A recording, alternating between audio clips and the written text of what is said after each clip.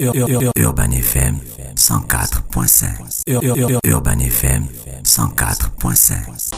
Vous êtes sur les 104.5 Urban FM, la station urbaine dans le Dark Fresh Morning, le réveil matinal le plus de la capitale, sur la radio la plus de la capitale. Mosley, hier, le Jeune Afrique faisait un article en disant que Ali Bongo risque de se représenter à sa succession en 2023. Oui. Ils ont fait un long article. Hein. Oui, effectivement, en ce qui concerne la candidature d'Ali Bongo Ondimba, vous savez que c'est vrai que quand on suit un tout petit peu l'actualité, toutes les idées convergent vers une éventualité de sa candidature par rapport pour se succéder à sa propre succession. Il se trouve qu'aujourd'hui, pour le moment, on n'a pas de réelle motivation derrière qui en parle. Mais on n'a pas une déclaration du parti, mais il y a quand même un membre du parti politique, PDG de Bitam, le maire de Bitam, qui a demandé au président de se représenter. Oui, effectivement, je le disais lundi qu'il y a eu une rencontre des PDG du Parti démocratique gabonais à Bitam le week-end dernier, donc de la semaine dernière, et au cours de cette rencontre qu'ils appellent les rencontres politiques, il était question pour les rencontres militantes, il était question pour ces derniers de réfléchir aussi ou de pouvoir un tout petit peu anticiper l'ambition qui serait celle du chef d'État de pouvoir se présenter à sa propre succession. Et le maire de Bitam, qui est un membre du bureau politique du Parti démocratique gabonais, M. Jules Mbela Soko, a exprimé le désir qui anime les militants et militantes du Parti démocratique de la commune de Bitam et même du département d'Untem à voir leur champion, ce sont ces termes, leur champion, qui n'est autre qu'Ali Bongo Ondimba, à se présenter à l'élection présidentielle. Dans ce contexte-là, les opposants, ce serait qui? On voit déjà, il s'appelle comment? Barreau Chambrier. Paulette Missambo. Tu penses que c'est des challengers de taille? Bon, ce qu'il faut dire, c'est pas à moi de déterminer s'ils sont challengers de taille ou pas. Mais tu lis la politique gabonaise quand même. Mais ce qui est sûr aujourd'hui, c'est que quand on regarde un peu l'environnement politique national, Ali Bongo Ondimba, s'il venait à se présenter à l'élection présidentielle, aura quand même maille à partir avec Barreau Chambrier qui s'est résolument engagé à travailler pour l'unité de l'opposition. Il vous souviendra qu'il y a quelques temps encore, il avait fait une communication dans laquelle il appelait les oppositions à se retrouver pour créer un projet commun. Sinon, penser l'éventualité d'une synergie en termes de politique. Et c'est ça qui se... Mais lui, il est dans quel parti? Non, il a son parti, le Rassemblement pour la Patrie et la Modernité, le RPM. qui est né RPM. Qui est né des centres d'héritage et modernité. Mais à l'Union nationale, il faudrait qu'il y ait un congrès pour désigner celui qui sera le candidat. Ou bien c'est de facto la nouvelle présidente qui sera candidate à l'élection présidentielle. Ce qui est là, c'est que c'est un congrès qui devra déterminer, ce qui est sûr, c'est un congrès de l'Union nationale qui peut déterminer qui va être candidat ou pas. Mais ce qui est sûr aujourd'hui, pour rester d'abord sur le cas de Barreau Chambrier essaye de faire le tour des anciens de l'opposition. Moi, j'ai suivi dernièrement, il était du côté du bord de la Sablière pour rencontrer par exemple Rose Meligimongwa et Paul Mbabessel. Paul Mbabessel que tout le monde connaît, grand artisan du retour au multipartisme dans notre pays, et je ne pense pas que ça soit de façon fortuite que Barreau Chambrier se soit retrouvé chez lui. On a également d'autres contacts qui tissent ça et là. On voit ces interventions aujourd'hui, notamment en ce qui concerne le soutien à différentes activités de la société civile, de la jeunesse. Ces discours vont de plus en plus dans le sens de dire que l'offre politique qui est proposée aujourd'hui par aussi bien le Parti démocratique gabonais que l'exécutif, dont Ali Bongo Ondimba, n'est plus une offre qui permet aux Gabonais de s'y retrouver. Et d'ailleurs, je vous disais... C'est qui dit ça, Barreau Chambrier? Oui, bien sûr. Je vous présentais dernièrement la réunion du bureau exécutif du RPM qui s'est tenue également en fin de semaine dernière, au cours de laquelle ils ont, par exemple, mis à mal la communication qui est engagée autour, par exemple, de la gestion du coronavirus. Et dernièrement, cette semaine, il a fait sortir une chronique sur les réseaux sociaux pour indiquer qu'il était en phase avec les revendications, par exemple, du corps des enseignants. Est-ce que cela veut dire, est-ce qu'ils se sont déjà positionnés clairement en tant que candidat à l'élection? Bon, ce qui est Ginzoba Damaï s'est positionné? Pas encore. Ce qui est sûr aujourd'hui, c'est que Barreau Chambrier jouit certainement d'une légitimité au sein de son parti. quoique on peut avoir dernièrement observé un certain nombre de départs, qui, d'ailleurs, je l'avais dit ici, avait été qualifié lors de la dernière rencontre de cette formation politique de non-événement parce que des personnes qui sont parties, qui venaient certes du 4e arrondissement, mais qui n'étaient pas forcément les points lourds du parti dans cette zone, mais qui, ils savent qu'au moment de l'approche des présidentielles, il y a toujours ces mouvements entre l'opposition et la majorité. On a des gens qui, pour peu qu'ils soient plus ou moins mis dans une posture d'inconfort dans la majorité, vont décider d'aller retrouver le camp de l'opposition et ceux de l'opposition, pour peu qu'on veuille satisfaire son abdomen, sinon son ventre, ou qu'on trouve quelque chose de plus consistant ou une offre quelconque qui est de l'intérêt, on décide de rejoindre la majorité. Et ce jeu, on l'observe souvent. Est-ce que tu penses que d'ici mi-2022, il y aura beaucoup de ce genre de Oui, comme à l'accoutumée d'ailleurs. Ça, débâcle. Oui, pas de débâcle, on va dire de transhumance.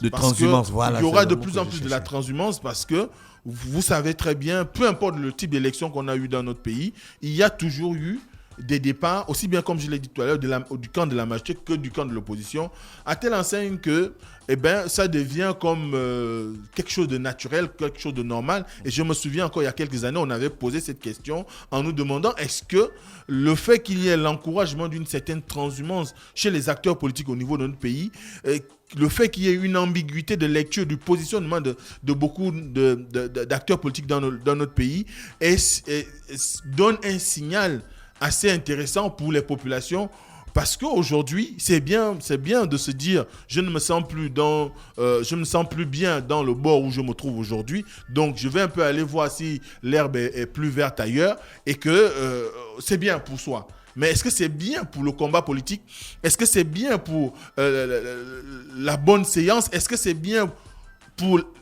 je mets entre griffes la morale qu'on pourrait avoir en politique, parce que c'est vrai que la politique n'est pas le domaine privilégié de la morale, mais n'empêche que, est-ce qu'on renvoie forcément une image de quelqu'un qui a des convictions? Parce qu'aujourd'hui aussi, il faut le savoir, nous sommes de plus en plus dans une société où de plus en plus, les gens vont à la quête de l'information, les gens vont à la quête de la bonne information, les gens sont à la recherche de guides, de leaders.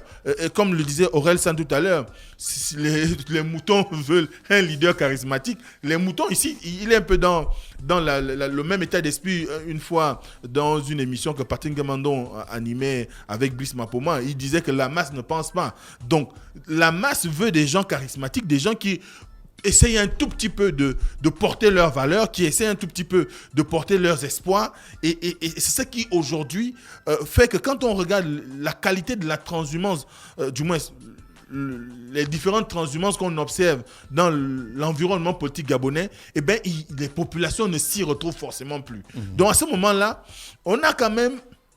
On peut trouver en Barreau Chambriel l'esprit d'un challenger par rapport à Ali Bongo Ondimba, parce que depuis qu'il a claqué la porte au Parti démocratique gabonais, il n'a jamais rebroussé chemin. Et son discours est resté cohérent. Et ensuite, il s'est quand même mis à l'école des plus anciens. On a vu comment il s'est tout de suite rangé derrière Jean Ping au moment de l'élection présidentielle de 2016. Et on voit quel est son combat, sa construction jusqu'à maintenant. Il n'a pas connu de réel départ de ses propres... des gens avec qui il avait décidé de partir. Parce que quand il est parti, il y avait des gens qui avaient des postes quand même importants au niveau du Parti démocratique gabonais. Il y avait même des députés à cette époque-là, à part des gens comme Massavala, son nom reviendra, qui a rejoint Michel Menga, mais il n'a pas connu de grand départ depuis. Ça veut dire qu'ils ont quand même une certaine cohérence dans la construction d'une opposition face à l'éventualité d'une nouvelle candidature d'Ali Bongo Ondimba. L'Union nationale vient de se construire, du moins vient de se doter d'un nouveau directoire, et ce directoire-là a la chance d'avoir une femme d'expérience politique à sa tête, notamment Paulette Missambo, qui elle aussi peut incarner une alternative, notamment en termes, comme je le disais tout à l'heure, d'expérience, mais également de représentativité. Parce que y a très peu de femmes aujourd'hui qui peuvent quand même mettre en mal le parcours politique de Paulette Missambo. Et elle aussi, depuis qu'elle est partie du Parti démocratique gabonais depuis 2009, elle n'a plus jamais rebroussé chemin. Elle est restée constante dans l'opposition, notamment aux côtés des leaders comme Zachary Mimboto et les feux André Mbaobam, Casimir Oyemba. Et malgré les départs d'autres personnes qui ont contribué à la construction de l'Union nationale, elle est restée fidèle à ce parti-là. Et aujourd'hui, ce n'est qu'une juste récompense de la voir portée à la tête de l'Union nationale. Maintenant, après, c'est une autre question de savoir si, au niveau de l'Union nationale, ils la choisiront comme leur porte-étendard par rapport aux attentes que pourraient exprimer les peuples, du moins le peuple de cette forme de l'opposition, reste à voir. Mais toujours est-il qu'elle peut constituer aussi une alternative par rapport à son histoire, par rapport même à ses origines, parce qu'aujourd'hui, elle vient quand même d'un berceau qui a toujours été la chasse gardée on va dire, du Parti démocratique gabonais. Vous savez que lorsqu'on fait l'historique, hein, on essaie un peu de parler de la construction du Parti démocratique gabonais. Le Lolo revient toujours, notamment Koulamoutou qui dit, le Lolo dit Koulamoutou, dit Lastoville, et elle vient de la communauté qui est la plus importante au niveau de Lolo, notamment Nzebi et consorts, dont elle est très proche. Elle a une histoire avec ses ancêtres et consorts. Donc derrière, il y a que elle représente quand même un poids politique important, mais également une idée de la femme moderne qu'on veut au 21e siècle. Donc c'est des personnes qu'on va potentiellement trouver dans la liste des potentiels candidats à l'élection présidentielle. Oui, ce sont des gens qu'on pourrait potentiellement avoir dans les jours à venir. Et Guy Zouba Dama, tu penses quoi? Guy Zouba Dama, je crois qu'il est... Aujourd'hui, son positionnement est quand même assez clair. Il n'est pas trop dans la violence parce que son objectif peut-être n'est pas d'aller frontalement avec le camp au pouvoir. Son ambition, c'est de faire ce qu'on appelle le soft power, donc arriver prudemment avec beaucoup de délicatesse. Et c'est ce qu'on voit, il ménage tout le monde. Aussi bien il ménage le pouvoir. C'est vrai que la dernière rentrée politique au niveau de Bitam a eu le mérite de voir Guy Zouba Dama prononcer un discours quand même assez virulent à l'égard du pouvoir. Mais n'empêche que derrière, on sait qu'il y a quand même une idée de j'avance, mais doucement, sans brusquer. Parce que quand on regarde le positionnement de Guy Zouba Dama aujourd'hui, il n'est pas dans les déclarations à tout vent, il n'est pas dans les sorties politiques à tout vent, il n'est pas dans une situation où il faut forcément damer la masse ou la massette au Parti démocratique gabonais. Il est beaucoup plus dans la construction au sein de l'opposition. Et lui aussi, les gens avec qui il est parti du Parti démocratique gabonais pour se retrouver dans l'opposition, ces personnes lui sont restées fidèles.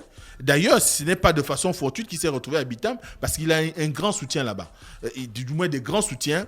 Et aujourd'hui, son parti comme le RPM a une présence. Son parti, c'est quoi? RV? Non, son parti, c'est les démocrates. Les démocrates. Voilà. Lui aussi, il a un groupe parlementaire à l'Assemblée nationale. Ça veut dire qu'ils ont des arguments à faire valoir. Ça veut dire qu'il y a une bonne partie de la population qui leur font confiance. Et d'ailleurs, il vous souviendra que dernièrement, c'est le président de l'ancêtre des démocrates qui a dernièrement fait le chou gras du moins qui a constitué je crois que c'était l'année dernière où on a vu le docteur Davin Akouré au niveau de la tribune de l'Assemblée nationale plus ou moins ramener le gouvernement à sa juste expression. Et Jean Ping dans tout ça. Et les pinguistes quand même, on ne peut pas les laisser de côté. Est-ce qu'ils vont revenir? Ça c'est une question. Est-ce qu'ils vont revenir à la charge? Ça c'est une question qu'on se pose évidemment parce que depuis 2016, des agendas, des carnets d'adresses et de la situation qu'on connaît aujourd'hui, je serai au palais, des multiples sorties, j'ai comme l'impression que le discours de Jean Ping s'est un peu émoussé au niveau de la population. J'ai même l'impression que sa personne ne dit plus forcément grand-chose aux populations parce qu'il a complètement disparu de la scène. On le voit à quelques moments prononcer des discours, mais ces discours-là n'ont plus l'impact qu'ils avaient avant la présidentielle et au lendemain de la présidentielle, parce que beaucoup doivent couler sous le pont. Et aujourd'hui, ce qui se passe, c'est que à la lecture de la formation, même de la configuration même de son camp, il ne sera pas étonnant. Et je l'avais dit une fois ici que le grand problème d'un leader politique, ce n'est pas de rassembler autour de lui, mais c'est de se finir seul. Et c'est ça qui est arrivé à Jean Ping. Parce qu'on a reçu le vice-président de l'Union nationale, ici, qui nous a dit qu'il, lui, en tant qu'individu, certes, est favorable à ce qui est la représentation de tous, et que finalement, un second tour pourrait déterminer l'engagement qu'on pourrait porter sur X ou Y personnes. Ce qui sous-entend qu'en filigrane, ce qui est sûr, et de ce que j'ai pu avoir comme discussion avec les militants de l'Union nationale, quelques-uns avec qui je discute parfois de la vie de leur parti, eh bien, il se trouve que certains ne sont pas prêts à se remettre encore derrière une candidature forcément unique de l'opposition. Mosley, pour le moment, pour les opposants, est-ce que la priorité, c'est de savoir qui va se présenter aux élections ou certains ont déjà des projets de société? Je pense que la priorité, c'est de savoir qui va se présenter. Hein. La priorité peut être de savoir qui va se présenter, mais la priorité aussi, c'est la réalité des choses, pas la priorité. La réalité des choses aussi, c'est que quand on crée un parti politique, on a une idéologie à vendre. On a un programme à proposer. C'est ce programme-là qui vous permet de convaincre, qui est votre monnaie d'échange par rapport au vote. Donc, chaque parti, en réalité, doit pouvoir exister sur la scène. Et ce n'est qu'en dernier ressort qu'on crée une unité de l'opposition si tant est que votre adversaire semble très puissant ou très fort sur le terrain ou qu'il détiendrait avec vigueur les manettes de la gestion de l'État comme c'est le cas avec le Parti démocratique gabonais. Il faut créer des coalitions pour pouvoir l'affronter. Mais de prime abord, un parti politique a d'abord pour vocation de se donner une idéologie. Cette idéologie lui permet de bâtir un projet de société. Et c'est ce projet de société qui est le moyen par lequel ils vont convaincre les électeurs de leur faire confiance, qu'il s'agisse des élections locales, des élections législatives ou des élections présidentielles. Parce que, in fine, l'objectif de tout parti politique, l'objectif de tout acteur majeur de la scène politique, c'est de finir à la tête de l'État. Donc, à ce moment-là, les partis politiques de l'opposition ont forcément aujourd'hui des programmes qui peuvent soumettre à l'appréciation des Gabonais en 2023. Maintenant, une chose est d'avoir ce projet et une chose est de l'incarner. Parce que vous voyez, par exemple, Jean Ping s'est présenté en 2016. Lorsqu'il s'est présenté, il a créé autour de lui un environnement, un écosystème. Sauf que cet écosystème n'était pas forcément un écosystème qui permettrait d'avoir un réel programme qui donnerait du grain à moudre aux populations. Parce que si vous questionnez réellement l'élection présidentielle de 2016, elle est très différente de celle de 2009. En 2009, moi, j'ai eu la possibilité de lire des programmes de société, par exemple, d'Ali Bongo Ondimba, de André Obam, de Feu Casimir Oyemba, il y avait de la matière là-dedans. Et de Pierre Mamboundou. Donc, il y avait des choses là-dedans qui pouvaient servir. Jean Ping, on n'a pas connaissance d'une réelle, en dehors de mettre les Gabonais à l'abri de la peur et de besoin, le programme n'avait pas suffisamment été ventilé. Donc à ce moment-là, il est très difficile aujourd'hui de demander aux populations quel était le problème de société de Jean Ping. Donc ça pourrait créer aussi un problème parce que Jean Ping n'était pas la somme, du moins ne portait pas le projet d'une formation politique, quoique membre du PGP, qui est le parti de Mouti Nzamba, dont le Mouti Nzamba est le président, mais Jean Ping ne portait pas le projet politique du PGP, il portait le projet politique de l'ensemble de tous ceux qui étaient autour de lui, et ça a quand même créé un tout petit peu une situation où les gens n'arrivaient pas à lire convenablement quel était l'objectif. Voilà, il y avait beaucoup d'ambiguïté. Là, est-ce que à l'élection où nous allons en 2023, Jean Ping pourrait se présenter avec des arguments venant de son parti, parce qu'il a adhéré, il faut le dire, il a adhéré au PGP. Mais il est membre du PGP. Voilà, mais il n'est que militant. Voilà. Et là, jusque-là, depuis 2016, on ne voit pas le PGP sur le terrain. Donc, à ce moment-là, là aussi, on peut se poser beaucoup de questions. Quelle est la contrepartie qui lui permettrait ou qui pourrait lui permettre aujourd'hui de convaincre en 2023 l'ensemble des oppositions pour qu'ils puissent arriver à nouveau à lui, on va dire, faire confiance et l'accompagner dans la quête du siège présidentiel. Je ne sais pas. Mais ce qui est sûr aujourd'hui, les états-majors politiques de l'opposition sont en état de fonctionnement. Ils sont certainement en train de réfléchir sur quelle sera la meilleure stratégie pour pouvoir contrecarrer la volonté, peu importe qui sera présenté par le Parti démocratique gabonais, parce que l'ambition de l'opposition n'est plus forcément de combattre Ali Bongo Ondimba ou XY, c'est de combattre le PDG. C'est le PDG qui est aux manettes de l'État. Donc à ce moment-là, peu importe qui sera présenté, si c'est Ali Bongo, ça leur donnera peut-être un peu plus d'arguments parce que c'est le président en exercice. Maintenant, si c'est quelqu'un d'autre, ça voudrait dire qu'ils devront corriger le tir par rapport à comment ils devraient affronter ce nouvel adversaire. Ce n'est pas un ennemi, un adversaire politique, et se préparer à créer un environnement, un écosystème favorable à leur venue au pouvoir. Merci Mosley avec nous ce matin sur les 104.5 Urban FM, la station urbaine dans le Da Fresh Morning. Merci à tous les auditeurs bien connectés.